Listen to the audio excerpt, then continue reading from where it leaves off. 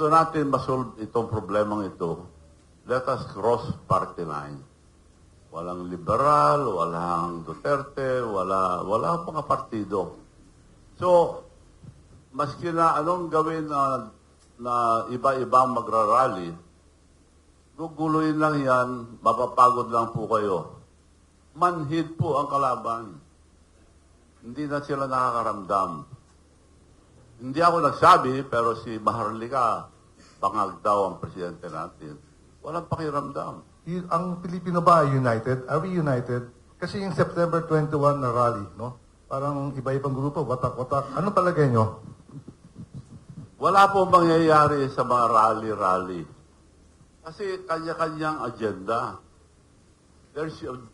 From the very beginning, kung gusto natin masolve itong problemang ito, let us cross party line.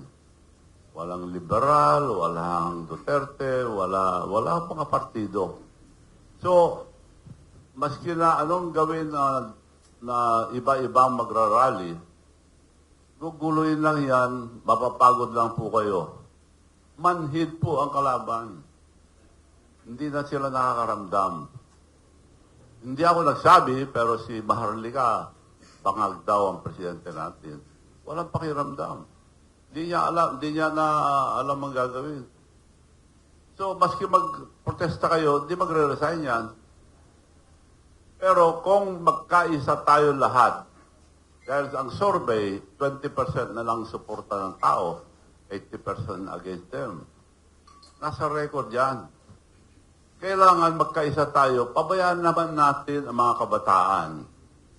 Nag-aaral man sila o hindi, mga kabataan mag-decide kung kailan ang rally, isa lang. Sundan natin lahat yon, suportan natin, dahil future ang mga kabataan nito. Hindi po sa amin. Hindi po sa atin. Mga kinabukasan ng mga kabataan ito. So, isa lang. Pero sila mag-decide, hindi mga politician. Sila mag-decide ng date, I'm sure maraming susuporta sa kanila.